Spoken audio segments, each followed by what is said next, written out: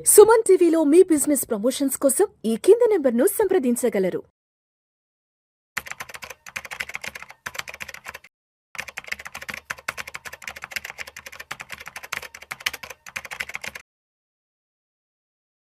Hello everyone, I'm Madhavi Reddy, your financial coach. So ఈ video అంతా కూడా రిటైర్మెంట్ ప్లానింగ్ అండి. అసలు రిటైర్మెంట్ ప్లానింగ్ గురించి చాలామంది అంటే దాని ఇంపార్టెన్స్ అయితే అర్థమవుతుంది కానీ but they are not able to take that steps. ప్రాపర్గా స్టెప్స్ తీసుకోలేకపోతున్నారు. సో డిఫరెంట్ రీజన్స్, అంటే ఒకవైపు ఎస్ఐపి స్టార్ట్ చేస్తున్నారు కానీ కంటిన్యూ చేయట్లేదు, లేదు ఇంకేదైనా ఇన్వెస్ట్మెంట్స్ చేయాలనుకుంటున్నారు, కంప్లీట్ చేయలేకపోతున్నారు. So these are all mistakes. అసలు మేజర్ మిస్టేక్స్ రిటైర్మెంట్ ప్లానింగ్లో ఏం జరుగుతుంది అంటే, ఫస్ట్ వన్ ఏంటంటే స్టార్టింగ్ టూ లేట్ అండి. అంటే మీరు తక్కువ అమౌంట్ అయినా సరే, మీరు ఎగ్జాక్ట్లీ ఒక 25 ఇయర్స్ బిఫోర్, అంటే when you are at 25 years అప్పుడే తీసుకుంటే 5,000తో అయిపోతుందండి. 2 crores అది పెద్ద విషయమే కాదు. అలా కాకుండా మీరు 30 ఇయర్స్లో కానీ మీరు మొదలు పెట్టారంటే ఓ 10,000 ఎస్ఐపి అవుతుంది. అదే కాకుండా మీరు 35 ఇయర్స్లో పెట్టారనుకోండి 20,000, 40 ఇయర్స్లో పెట్టారంటే 40,000 కావాల్సి వస్తుంది.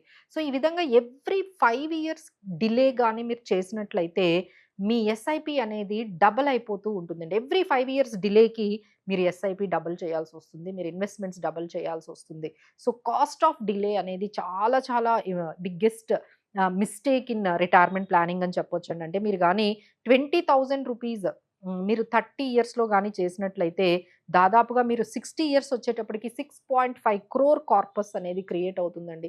నౌ ఏ డేస్ ఇన్‌ఫ్లేషన్ చూస్తున్నాం కదా! ఎంత పెరుగుతుందో, అలానే లైఫ్ ఎక్స్‌పెక్టెన్సీ కూడా, అంటే మీరు 50 ఇయర్స్ వరకే ఈ మధ్య జాబ్ చేయగలుగుతున్నారు. సో 50 ఇయర్స్ నుంచి 85 ఇయర్స్ వరకు లైఫ్ స్పాన్ ఉంటుందండి. అంటే 35 ఇయర్స్‌కి మీరు వితౌట్ ఎనీ ఇన్‌కమ్ ప్లాన్ చేసుకోవాలి అంటే మినిమమ్ 5-6 క్రోర్స్ అనేది ఈ రోజుల్లో మినిమమ్ అండి. అది మేమేమి ఎగ్జాగరేట్ చేసి చెప్పడం లేదు. 5-6 క్రోర్స్ అనేది మినిమమ్ అనేది ప్లాన్ చేసుకోవాలి. సో దానికేంటంటే 30 ఇయర్స్‌కి మీరు ఉన్నట్లయితే 20,000 పర్ మంత్ ఖచ్చితంగా చేసినట్లయితే at the age of 60 6.5 crores అవుతుందండి. అదే మీరు 40లో మీరు స్టార్ట్ చేస్తే 40,000 ఎస్ఐపి చేసినా 2 క్రోర్సే సంపాదించగలరండి. అంటే డబుల్ చేస్తున్నారు.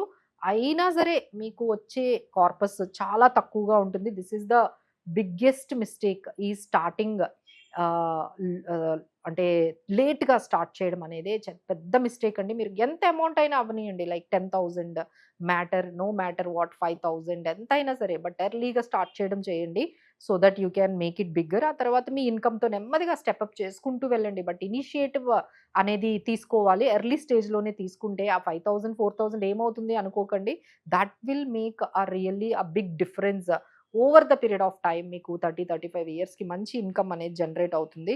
నెక్స్ట్ బిగ్గెస్ట్ మిస్టేక్ ఏంటంటే, ఇన్‌ఫ్లేషన్‌ని పెద్దగా పట్టించుకోవట్లేదండి. అంటే బయట ఎంత పెరుగుతుంది అంటే ఇన్‌ఫ్లేషన్, అంటే ఇప్పుడు మీకు నెలకి 50,000తో మీకు ఈ మీ హౌస్ హోల్డ్ ఎక్స్‌పెన్సెస్, మీ మెయింటెనెన్స్ కాస్ట్‌లు ఉంటే దాదాపుగా ఒక 20 ఇయర్స్, అంటే మీకిప్పుడు 40 ఇయర్స్ ఉన్నాయి. సో లేదు అంటే 30 ఇయర్స్ ఉన్నాయి. 20 ఇయర్స్ తర్వాత చూసుకుంటే మీకు దాదాపుగా 1,60,000 నుంచి 2,00,000 వరకు పెరుగుతూ ఉందండి ఇన్‌ఫ్లేషన్ అనేది. అంటే 50,000 నుంచి ఒక్కసారిగా నెలకి 2,00,000 వస్తే గాని మీరు అదే స్టాండర్డ్స్ మెయింటైన్ చేయాలి అంటే అంత అమౌంట్ అనేది వస్తోంది. సో ఇది కూడా మీరు ఇగ్నోర్ చేయకూడదు. సో ఇన్‌ఫ్లేషన్ కూడా చాలా ఫాస్ట్‌గా పెరుగుతుంది. సో రిటైర్మెంట్ ప్లానింగ్‌లో ఇన్‌ఫ్లేషన్‌ని చాలా బాగా ఎక్కువగా కన్సిడర్ చేయాలి. అంటే ఇప్పుడు 50,000 సరిపోతే మీ రిటైర్మెంట్‌కి కూడా 50,000 సరిపోవండి. మీ రిటైర్మెంట్ అయ్యేటప్పటికి 2,00,000 కావాల్సుంటుంది నెలకి. అదే సేమ్ స్టాండర్డ్స్, మళ్ళీ స్టాండర్డ్స్ కూడా ఎక్కువ కాదు. ఇప్పుడు ఏం స్టాండర్డ్స్ ఉన్నాయో అవే మెయింటైన్ చేయడానికి మీకు 2,00,000 కన్నా ఎక్కువే అవుతుంది.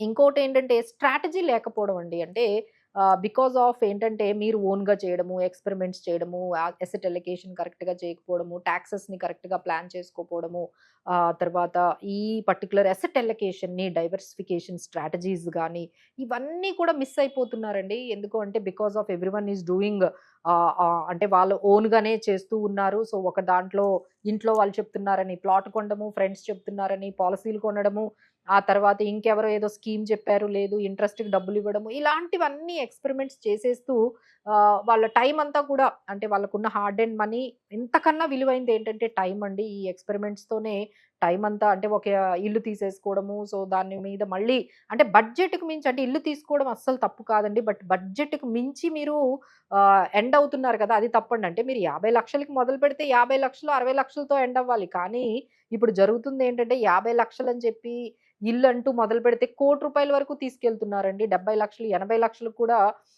పర్టిక్యులర్ ఏదైతే బడ్జెట్ ఉంటుందో అది ఎండ్ అప్ అయ్యేటప్పటికి అంతవరకు తీసుకెళ్తున్నారు.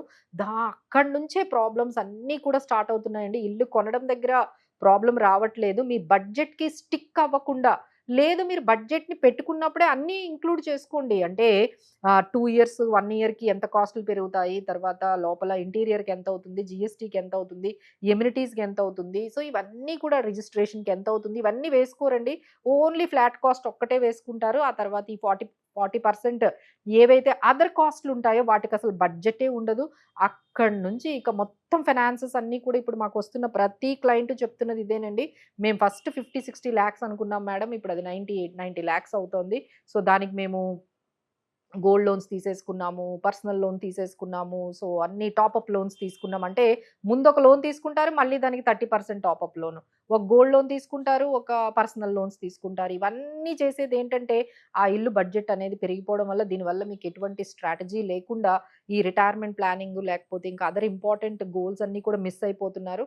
బట్ ఎనీహౌ అండి మేము చెప్పేదేంటంటే ఒక ఫైనాన్షియల్ మెంటర్ అనేవాళ్ళు ప్రతి ఒక్కరికి ఉండాలండి. సో, ఈ మెంటరింగ్ ఉండడం వల్ల ఈ కోచ్ అనేది మాలాంటి వాళ్ళు కొంచెం మీ అంటే మీరు ట్రావెల్ చేయడం వల్ల మీ ఫైనాన్షియల్ గోల్స్ అనేవి పర్ఫెక్ట్‌గా అచీవ్ చేయడానికి చాలా వరకు హెల్ప్ చేస్తారండి. ఎందుకంటే ఇవన్నీ కూడా స్కీమ్స్, ఏఐ లేకపోతే ఈ యాప్స్ ఇవన్నీ కూడా ఆర్టిఫిషియల్ ఇంటెలిజెన్స్ యాప్స్ ఇవన్నీ కూడా మీకు ఓన్లీ ఏ స్కీమ్ సెలెక్ట్ చేసుకోవాలనే చెప్తాయి గానీ, బట్ ఎమోషనల్‌గా ఏ విధంగా బ్యాలెన్స్‌డ్‌గా ఫైనాన్షియల్ డెసిషన్స్ అనేవి తీసుకోవాలో అనేవి అది ఎక్కడా కూడా చెప్పదండి. సో, దట్ ఈస్ కస్టమైజ్డ్‌గా మీరు మా దగ్గరకు వచ్చి ఏదైనా కన్సల్టేషన్ తీసుకొని మీరు చేస్తున్నవన్నీ కూడా పెర్ఫెక్ట్‌గా ఉన్నాయా? లేవా? మీ పర్సనల్ ఫైనాన్షియల్ డెసిషన్స్ అన్నీ కూడా మీరు గాని చేసినట్లయితే అంటే on time, right decision gives you lot of benefits అండి. రాదర్ దాన్ వీళ్ళ దగ్గరికి వెళ్తే లేకపోతే 1% అయిపోతది. లేదు రెగ్యులర్‌కి వెళ్తే ఇంత అవుతది. దీనివన్నిటికన్నా ఈ లాసింగ్ ఆఫ్ ఆపర్చునిటీ కాస్ట్ ఎక్కువవుతుంది. మీరు తీసుకున్న మిస్టేక్స్ ఏవైతే ఉన్నాయో